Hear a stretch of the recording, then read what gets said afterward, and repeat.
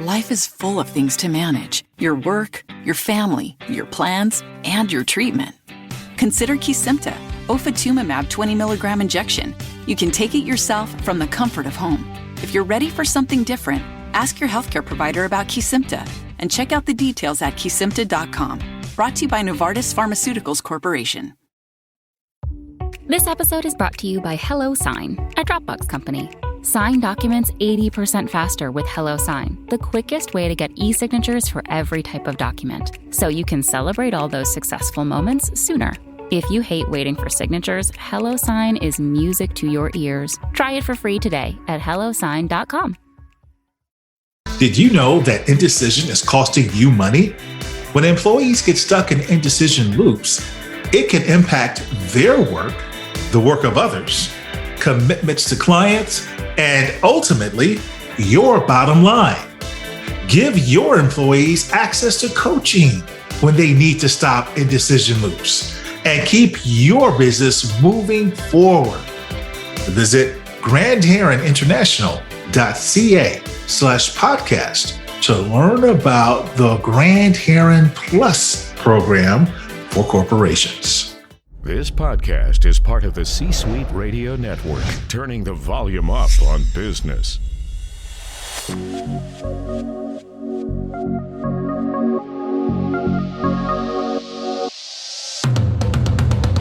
Welcome to the Keep Leading Podcast, a podcast dedicated to promoting leadership development and sharing leadership insights.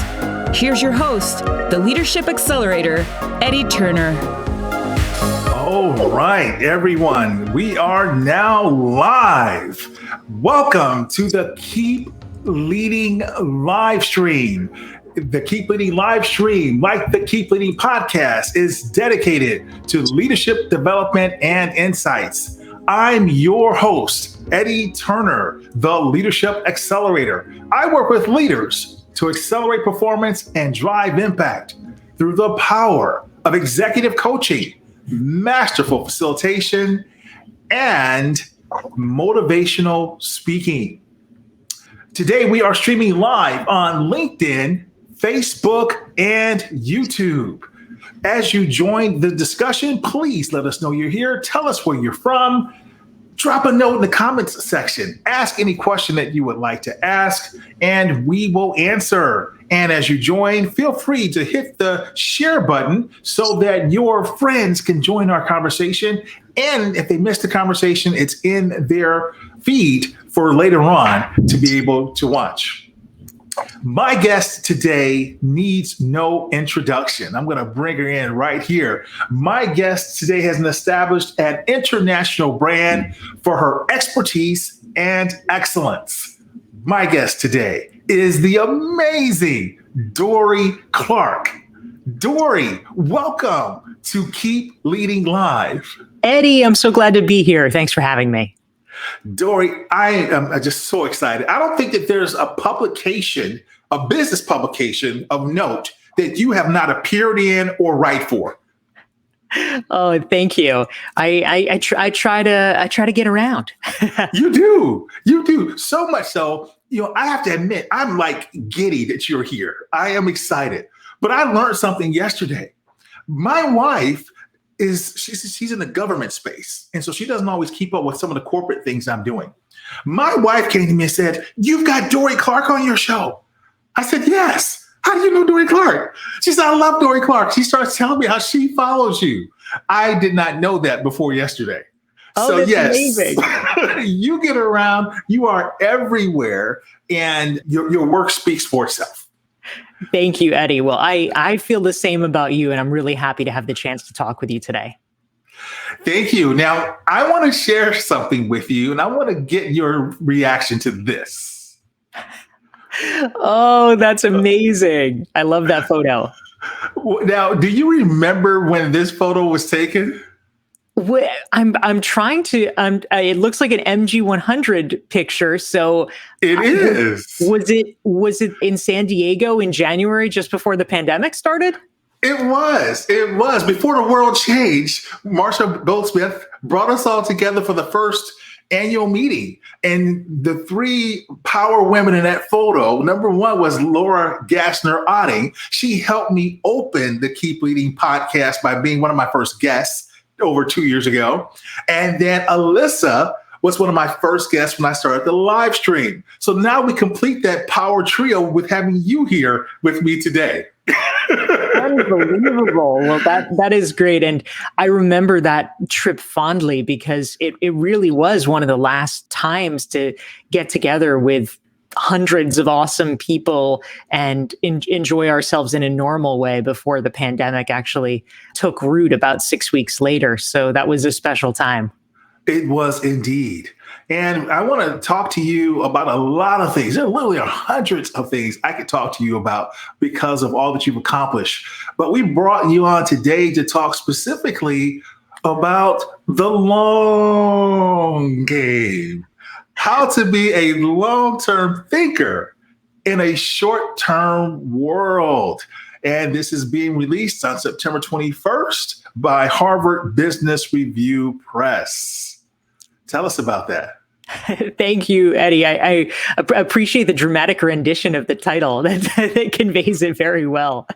Because ultimately, in playing the long game or the long game, one of the things that I realized, and the impetus really for the book, is that so often in our lives in general, but especially in our professional lives, we are frustrated because things frankly just take so much longer than we want. We look around and we all know that in so many ways, it's a sort of short-term world where there's a lot of incentives. That's true at the corporate level, where companies sometimes end up making poor decisions because they're trying to optimize for short-term share price gains in the stock market.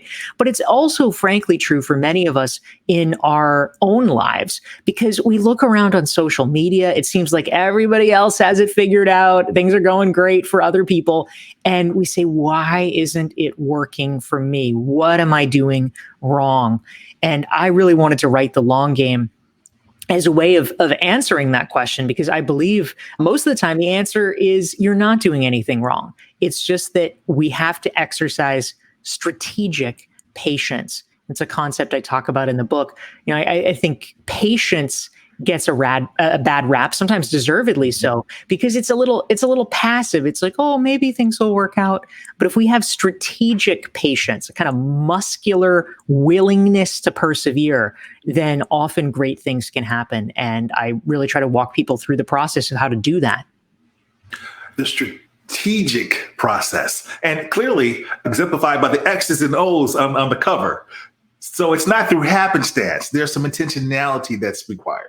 Absolutely. In a lot of ways, ironically, our life is sort of like a tic-tac-toe game, because, you know, we need to be a few steps ahead. We need to be at least asking the questions rather than just kind of blindly executing a script that may not even be our script, that may be a script that other people have written. Yes, so much so. And as coaches, you and I see that oftentimes, right? We may ask someone what makes this important, this topic that they've brought to the session, and we realize that they're making a decision that's not even theirs. Yeah, exactly. It's so true. And it's much more common than we might expect. And it's not necessarily because, you know, people are just, you know, sheep and they're oh, well, you know, if they're doing that, I'll do that too. It's not necessarily that. What often happens for many successful, very smart professionals is that we all get so wrapped up in the day-to-day, so wrapped up in execution mode and dealing with a million little fires in our inbox, we lose sight of the longer term picture. And yes, I argue that we have to really forcibly raise our heads up to be able to do it, because nobody's going to do it for you. Nobody's going to hand you that space. You have to take it. You have to take it. So action is required. And certainly you show how to do that in the book. I want to share a couple reactions to our conversation so far. David Gordon says, hi from sunny Scotland. Great stuff. And he's looking forward to the discussion. And also Lauren Sanders from California is saying hello as well. So we want to thank David and Lauren for participating in our discussion. And we welcome you. If you haven't told us you're here yet, I don't always get some of the comments coming through depending on the platforms, but Dorie and I would love to hear from you during the conversation as well. Dorie, is it harder to have this strategic thinking and have the long view in front of us now, especially post-pandemic, than it was in the past? That's a really interesting question that you raised, Eddie. And in fact, one of the opening anecdotes in the book is, it turns out, just in an accident of timing, the day that I got the notice from Harvard Business Review Press that they wanted to publish the book was the day that the very first COVID case was diagnosed in New York. Okay. So over the course of the next week, the world just started collapsing around us. Here I was writing a book about long-term thinking. And so there was a guy that I met right around that time. And so hard to know whether he was trying to be helpful or trying to needle me. But he said, doesn't this pandemic mean that long-term thinking is completely irrelevant now?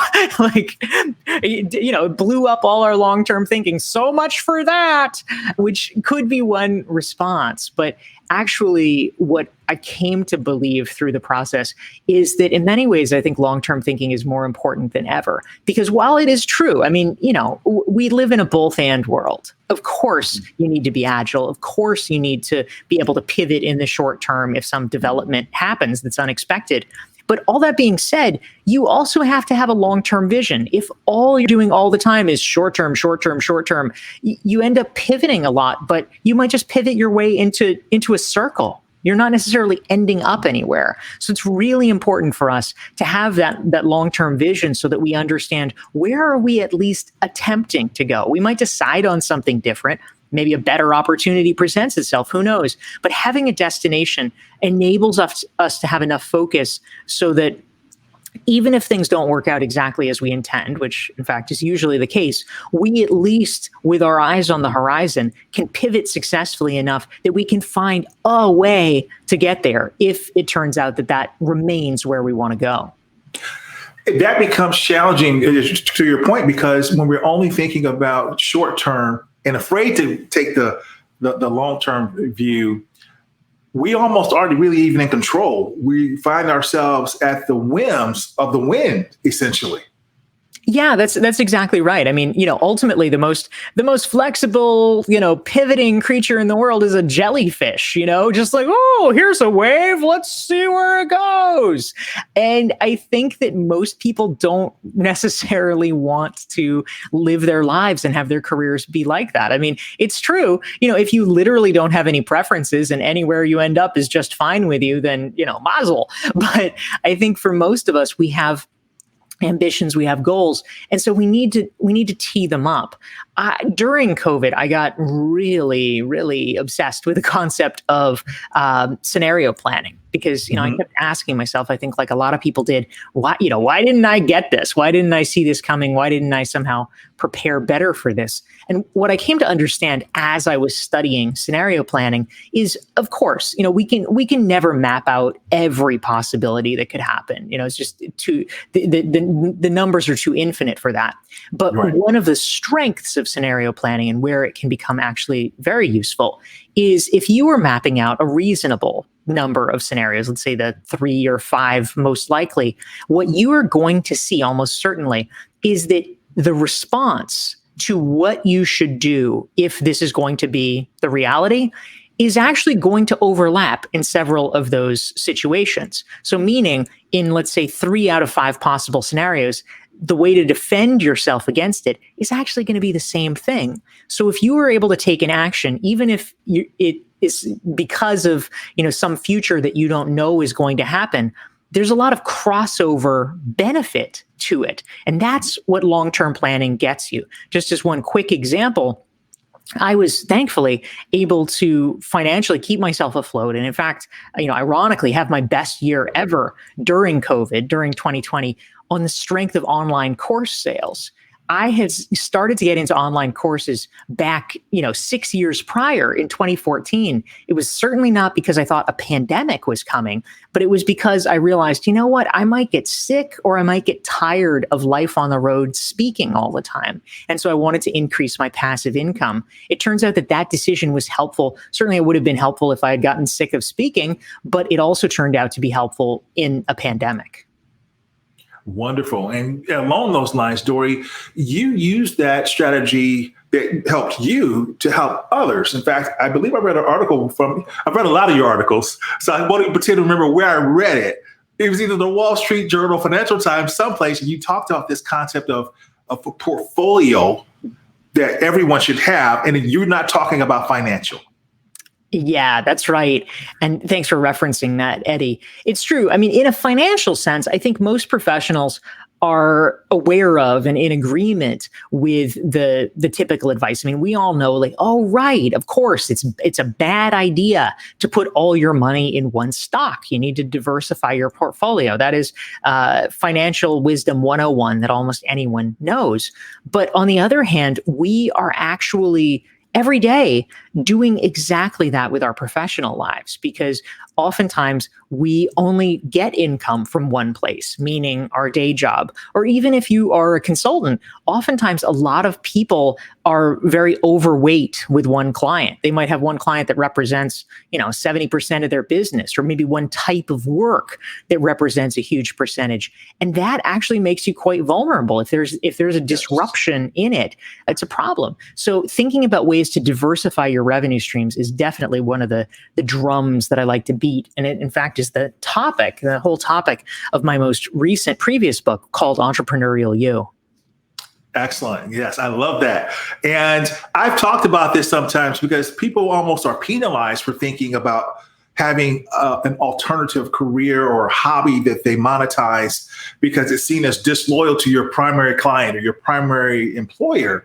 But really, I say that even if you have a 1040, you should act like a 1099 because 1040s don't last for 40 years like the way they used to. Yeah, absolutely. I mean, in terms of questions of loyalty and disloyalty, I mean, of course, in any relationship with a power differential, one side would love it for you to be more dependent on them because it means they have more leverage. I mean, let's not paint it for anything other than what it is. If I need you a little bit, but you need me a lot, then that means I can extract a lot of concessions from you. And if we want to operate that way, that's fine, but it puts you at a real strategic disadvantage. So I think that the more that we can do as individuals to empower ourselves, to give ourselves options, to give ourselves plan B, I think that's beneficial because, mostly in the United States, we do not have long-term employment contracts. Mostly we can be fired at will. And I learned early on, my very first job, I got laid off and they told me at 4:00 that I lost my job. And by 4:30, I was packing my desk. By 5:00, I was out the door and they gave me a paycheck for the rest of the week. So I had 4 days salary and I suddenly had to support myself. And that was a pretty clear wake up call for me that, I guess companies are not going to take care of me. I better take care of myself. Absolutely. Indeed. And we have some support for some of the things that you've said. I just want to go back. Lauren amplified what you said earlier, strategic patience. We definitely have to have it.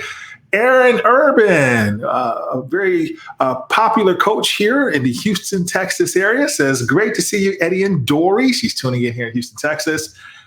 She says, long-term thinking is still incredibly important. We can approach it differently due to VUCA. We can be agile at the moment as long as it's true to our vision. And for those who are not familiar with that phrase, volatile, uncertain, complex, and ambiguous. I know, it's a mouthful. It is a mouthful. And then finally, we're acknowledging Jordan Thomas, who says hello as well. So yes, if you are tuning in, listening to this conversation, please hit the share button so that this can go into the network and your friends can tune in and be a part of our conversation. Also, hit the like button yourself. Ask any questions. Let us know that you're here. And if you are not one of the 200,000 people already following Dorie Clark on LinkedIn, please follow Dorie Clark on LinkedIn. Also head over to Twitter, Facebook, and Instagram. Follow her there as well, because you don't want to miss the just plethora of articles that she produces in her newsletter, and certainly the new book that we're talking about that she's going to release. You want to be able to get access to that. Now, Dorie is a part of this relationship with work, strategic thinking. Some people might confuse being busy as being important, and it's almost like a badge of honor they wear. What's your view on that? Yeah, you certainly raise an important point, Eddie, because research that's been done out of Columbia University, there's a researcher named Sylvia Bellezza who has looked into this question. And it turns out that one of the hardest barriers to actually getting less busy, we all will blame external circumstances. We'll say, well, but I have too many emails, I have too many meetings. And of course, that's all true. No doubt you do. But also, it turns out that for many of us, there are hidden psychological reasons underpinning it. Because at least in many Western societies, certainly in the United States, busyness is viewed as a stand-in, as a proxy for your level of importance. And so if you are not busy at all, the implication is, oh, well, I guess you're not really anybody. And so in our culture, there's a push, a sort of subconscious push where in some ways we're seeking out, or at least not pushing back against the busyness, because it gives us a sense of meaning and importance. And so grappling with that and really understanding, I might, in some small ways, I might actually be doing this to myself, or inviting this upon myself. It's a really important first step in being able to successfully get the white space that we need in order to do strategic thinking. Wonderful. Now, Dorie, you happen to be both busy and important, and you're not just being busy to look important. I'm impressed by everything you've accomplished. I know that is not by accident. There has to be some strategy and intentionality into what you do. So can you tell us what's your time management strategy so that you yourself apply the long game and accomplish what you accomplish? Yeah, thank you, Eddie. And I'd certainly be curious to hear about yours as well, because we can always pick up some good tips. But I will say, my thinking around time management has been really informed by a couple of activities that I've done. I have a friend named Laura Vanderkam, who is an author on productivity and time management. And she is a big advocate of time tracking, which is completely boring. I'm not going to lie. It's really, really boring and annoying to do. But I have forced myself to do it at two different junctures. And I've written articles about it, actually, for people who are interested. In February of 2010, I wrote an article, I did the time tracking. And then in April of, I'm botching the dates here. In 2018, there we go. I did a month-long time tracking experiment. And I wrote about it for Harvard Business Review. And then this past December, during the pandemic, December 2020, I did another month of time tracking, and I wrote about it for Fast Company. And it was very illuminating to actually understand where my time was going, how I was spending it. I would say in general, what I try to do when I am able to sort of consciously exert force is I realize that one of the worst things for productivity is having just these little snippets of time that are constantly broken up. And so following the advice of Paul Graham, who is the founder of the Silicon Valley incubator, Y Combinator, I try to carve out what he refers to as manager days and then maker days. And so manager days are the days when I have kind of back-to-back meetings and, it's all this very staccato activity. And then maker days are the days where I don't really have very much on my schedule and I'm able to do deeper work, write the article, finish the project, and actually move things forward in a more substantive fashion rather than just, responding to messages all day. How do you handle things, Eddie? I take notes from people like you, but I think that, as you said, having things written really matters, but then also setting priorities. And I have, especially with the birth of my daughter, found myself learning to say no more. And that was a hard word for me before. I still wrestle with it, but setting priorities based on setting priorities, and now based on wanting to spend more time with her, learning to say no. That's great. And I think that's so important is, really having a clear impetus, a clear reason, because when we don't, when the reason is just, oh, well, I guess I should do this. I guess I have time.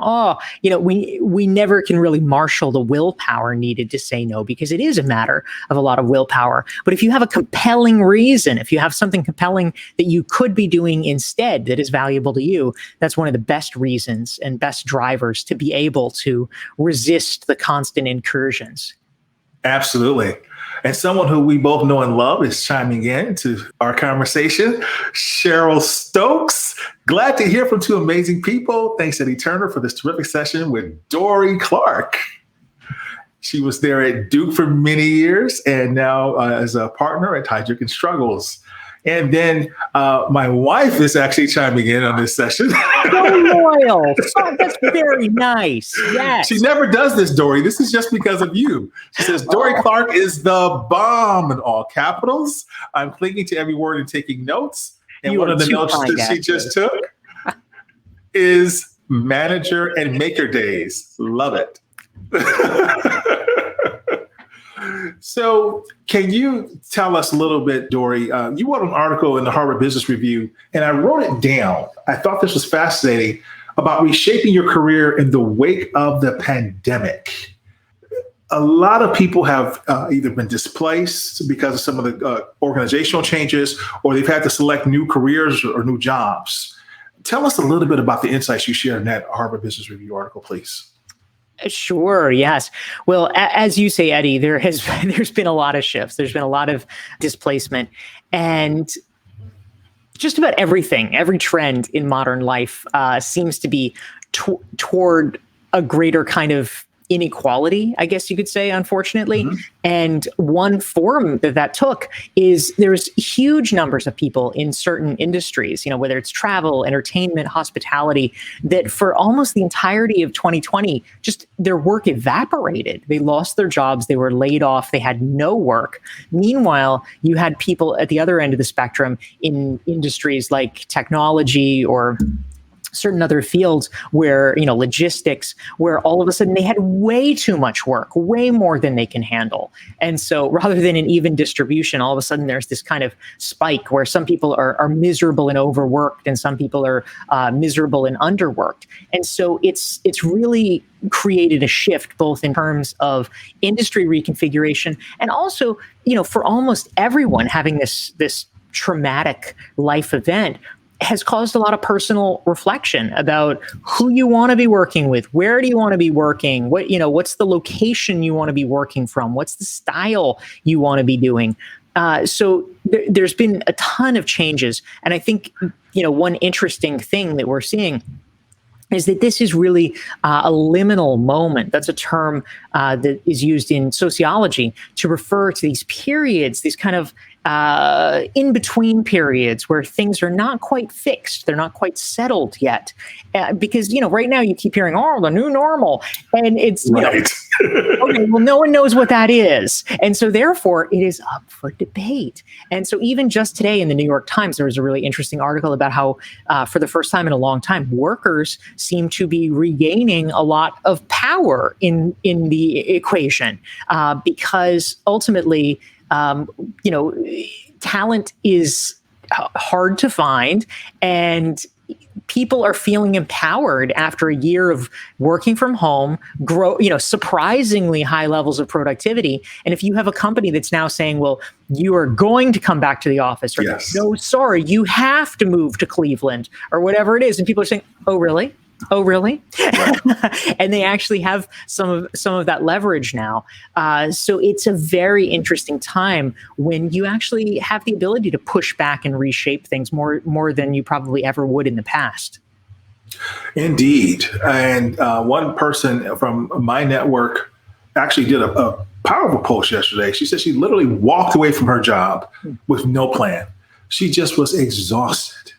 And now she's basically using this as a time to press reset. And many people have reevaluated, do they really enjoy the job that they've been working all this time? And a lot of organizations, even quite frankly, showed their value system during this time. So people have said, this company no longer really aligns with my values. And so for a variety of reasons, they've reevaluated their priorities in life and if they want to stay a part of an organization or not.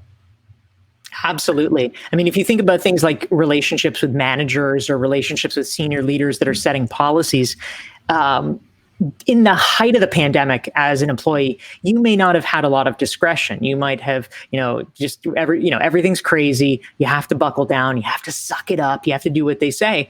But if you're emerging, a year later, 15 months later, and you say, you know what, when the chips were down, they were jerks. they didn't treat me well. They were expecting ridiculous things. They didn't provide the sort of understanding or the concessions that they ought to, or whatever it is. You remember that, and now that you're in a position to actually do something about it, many more people are choosing to. They are. They absolutely are. And we've got Fronda Graves joining us from Dubai, all the way from Dubai. So that is exciting. And Cheryl chimed in and says, you're the best, Dorie. So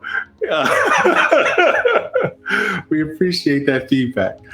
And so if you haven't had a chance to have your voice heard, we'd love to hear from you as well. Hit the share button so your folks in your network can get a copy of this, as well as hit the like button and let us know that you're here. We'll have more right after this.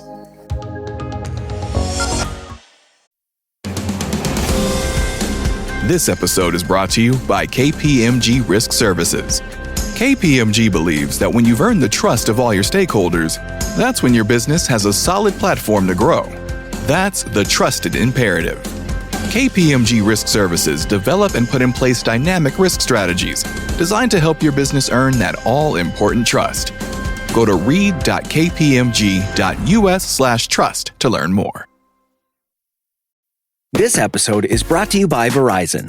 The experts have spoken. Verizon has been named America's most reliable network by RootMetrics, proving there's only one best network. Best and most reliable based on rankings from the RootMetrics US Root Score Report, dated first half 2021. Your results may vary. This podcast is sponsored by Eddie Turner, LLC. Organizations who need to accelerate the development of their leaders call Eddie Turner the Leadership Accelerator. Eddie works with leaders to accelerate performance and drive impact. Call Eddie Turner to help your leaders one-on-one as their coach, or to inspire them as a group through the power of facilitation or a keynote address. Visit EddieTurnerLLC.com to learn more. This is Chester Elton, the apostle of appreciation, and you're listening to the Keep Leading podcast with the one, the only, Eddie Turner. We're back, and I'm talking to the amazing Dorie Clark. Dorie, I want to switch gears very briefly. A lot of people talk about networking. You have published a lot on this. What really is networking, and how can people be effective at it as they head back to the office, or if they're trying to make this career change and make these switches? Yeah. So networking, of course, is the kind of thing that, some people, a certain percentage of people love, and they think it's the most fun thing ever.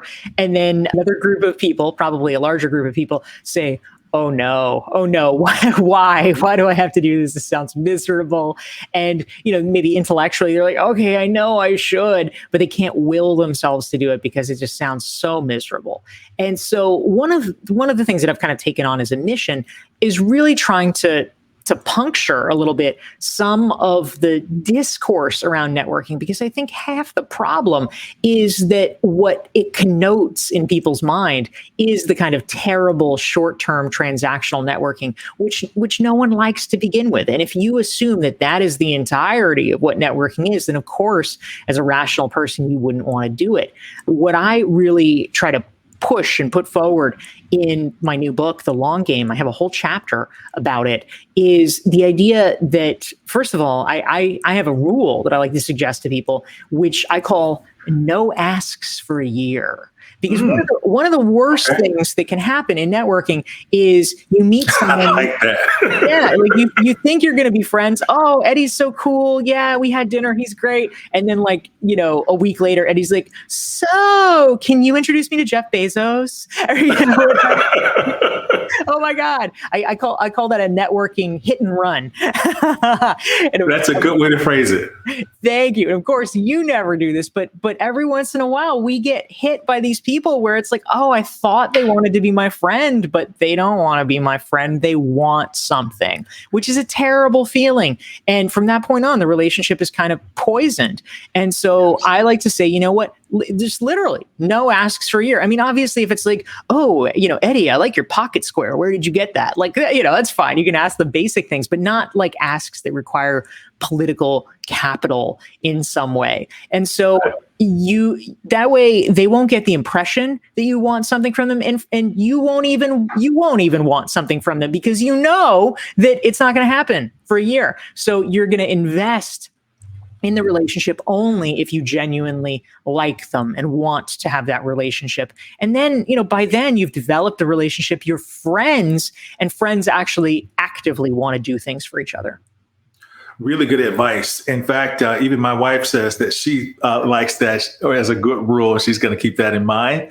And since you've spoken into existence, Jeff Bezos, if you are listening, I would welcome the opportunity to interview you here on the Keep Leading podcast. Amazing. Yes, do it, Jeff. Do it. He wants to interview you when you're in space. Yes, since he just announced that. Absolutely. That's the way to do it. One question that my wife has submitted, I think, is on the mind of many working women.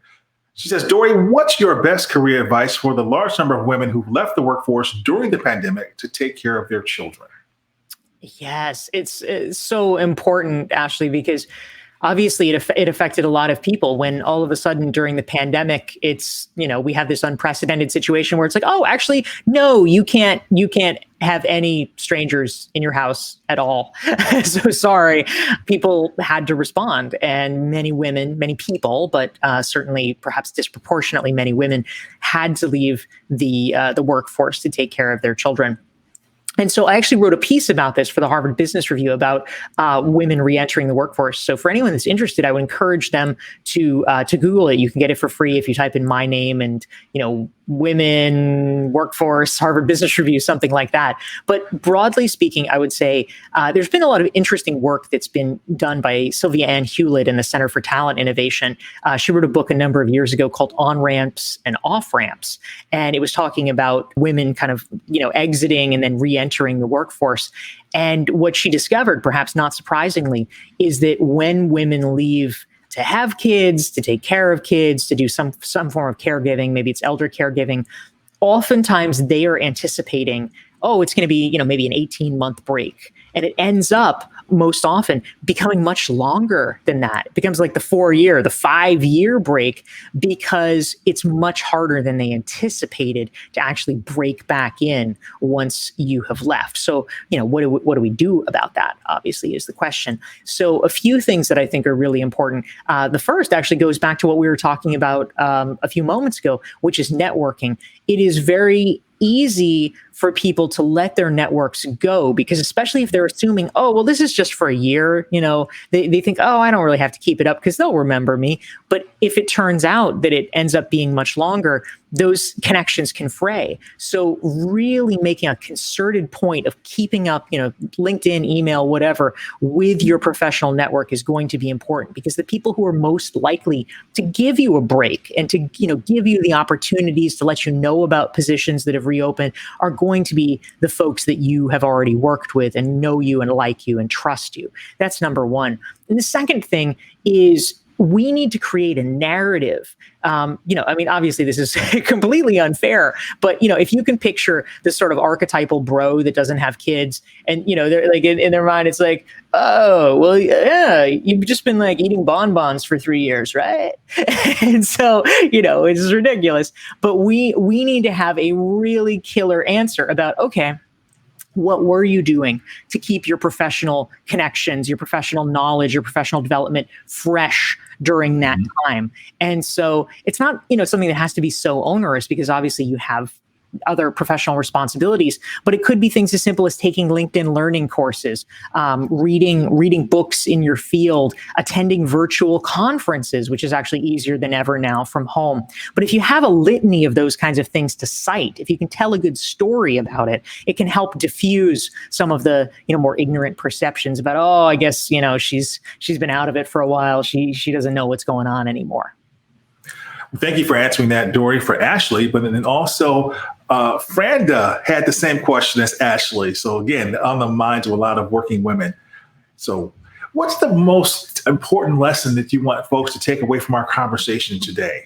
Thank you, Eddie. Well, it's been such a joy talking with you. I would say in terms of the most important takeaway, in many ways, I would just hearken back to some of the lessons in my new book, The Long Game, which, as you mentioned, comes out in September. And there's actually, if folks are interested, I have something that's available right now. It is The Long Game Strategic Thinking self-assessment, and folks can get it for free at dorieclark.com/thelonggame. So you can begin to think through some of these strategic questions about your own life and your own career and get the wheels turning. But ultimately, when it comes to playing the long game, it's about understanding that even though progress oftentimes, unfortunately, takes longer than we want, what is really powerful is that so much of the competition ends up dropping off because they are impatient, because they give up too soon, because they don't actually realize what the journey entails along the way. But if we can be strategically patient, if we can be persistent in it, we can actually over time open up an almost insurmountable lead between us and the competition. Excellent. So DorieClark.com/the long game.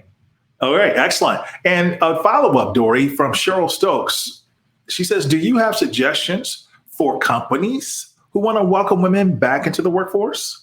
Yeah, thank you for that, Cheryl. It's great. Well, I think actually there's a couple of possibilities. The first one, honestly, is for companies that are willing to think outside the box a little bit, it really can become a tremendous competitive advantage for them to be seen as this sort of hub of reentry for smart and talented women. Because, the issue so often is that because companies want to have a cookie cutter process for things, because they don't really want to create bespoke arrangements. They just don't want to think about it. They're like, no, this is how work is. This is how it's done. They want people who can fit into that mold. Usually it is, in fact, easiest to fit into that mold if you are single and don't have any responsibilities, or, in a family sense, or maybe you're married and you have kids, but, somebody else, not you, is the one taking care of the kids. And then, the business trip at the moment's notice or whatever. Oh yeah, sure. That's easier, frankly, for companies. And that is why companies do it. But if a company is actually willing to sort of take a slightly roundabout position and say, you know what, we are willing to work just a little bit harder to understand people's unique situations, their unique needs, you can actually get even better talent because they will be loyal, they will be grateful, and it's a higher talent pool because they are not able to get what they need in terms of flexibility from many other places. So by being willing to make trade-offs on your end, the trade-off as a company that you get in return is often extremely loyal, talented, and high-performing professionals. Excellent. And Ashley says excellent as well. She appreciates your advice. Dorie, what advice do you use, or what's a quote or the best piece of advice you've used as a leader to help you keep leading? Well, one that I often like to come back to is a quote from Theodore Roosevelt. He said, "In any moment of uncertainty, the best thing to do is the right thing. The next best thing to do is the wrong thing. And the worst thing to do is nothing. And especially during COVID, which was a time of great uncertainty for many people, I really kept coming back to that, because there is a tendency to just be paralyzed, to say, oh, I don't know, to do nothing, to retreat. And ultimately, we're only able to get data if we do things, if we take action. And it's that data that if it turns out to be the wrong thing, we can find out sooner so that we can pivot and adjust. So movement and forward momentum, I think, is really key. Well, excellent. Again, folks, the book is The Long Game: How to Be a Long-Term Thinker in a Short-Term World by Dorie Clark, being released by Harvard Business Review Press on September 21st. You can pre-order it now. Pick it up. Follow Dorie on her social media. We're going to release this video episode as an audio episode on that day as well. So, Dorie, thanks again for helping us all to keep leading. Thank you, Eddie. So glad to be talking with you. And my pleasure, Dorie. And I want to say thank you for listening. That concludes this episode, everyone. I'm Eddie Turner, the Leadership Accelerator, reminding you that leadership is not about our title or our position. Leadership is about action. Leadership is an activity. It's not the case of once you're a leader, you're always a leader. It's not a garment we put on to take off. We must be a leader at our core and allow it to emanate in all we do. So whatever you're doing, always keep leading. Thank you for listening to your host, Eddie Turner, on the Keep Leading podcast. Please remember to subscribe to the Keep Leading podcast on iTunes or wherever you listen. For more information about Eddie Turner's work, please visit eddieturnerllc.com. Thank you for listening to C-Suite Radio, turning the volume up on business. This podcast is a part of the C-Suite Radio Network. For more top business podcasts, visit c-suiteradio.com.